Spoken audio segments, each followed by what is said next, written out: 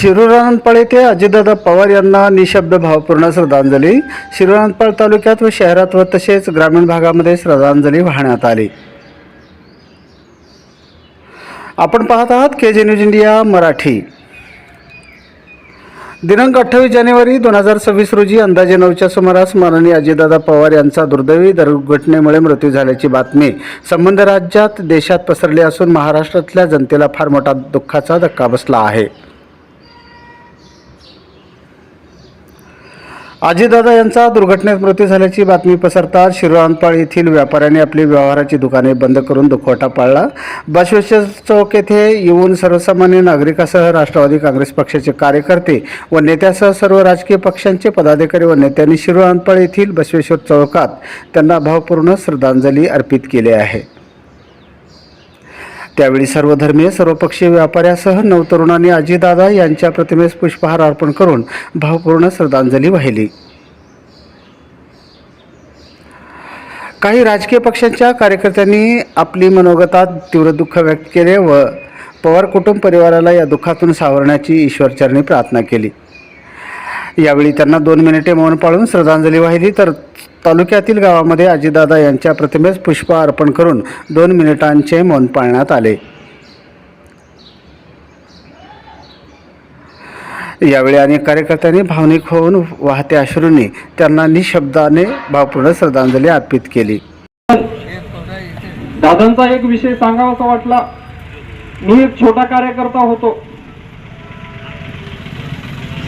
माझं एक गावातलं माझं प्रकरण होतं, छोटासा विषय होता। एक 2000 गावात लोकसंख्येचं गाव होतं। एवढ्या छोट्या कार्यकर्त्याचा विषय महाराष्ट्राच्या उपमुख्यमंत्र्यापर्यंत गेला। तर दादानं माझ्या त्या कामाला छोटं काम न समज सकाळी 8:30 वाजता आपल्या महाराष्ट्राचं भूषण,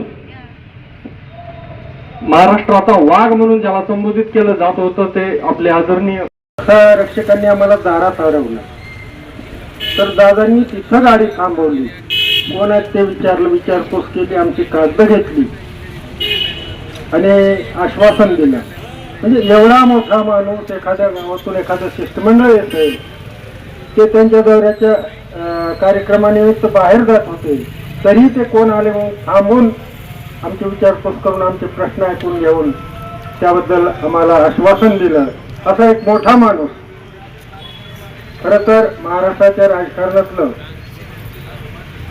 शब्द देऊन काम करणारा, कुठल्याही परिस्थितीत मग त्याचा फायदा होतो की नुकसान होते, राजकीय फायदा होतो राजकीय नुकसान होतं हे न पाहता त्या शब्दावर ठाम राहणारा नेता आज आपल्यातून गेला।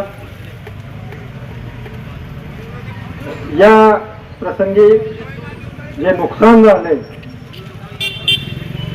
हे दुःख पचवण्यासाठी त्यांच्या कुटुंबियांना, त्यांच्या पक्षातील कार्यकर्त्यांना ईश्वरानं बळ द्यावं आणि दादांच्या प्रमाणे एक दादाचा वारस जो कोणी तयार होईल त्याला आपण पक्षातील सर्व त्यांना श्रद्धांजली असेल। ओम शांती।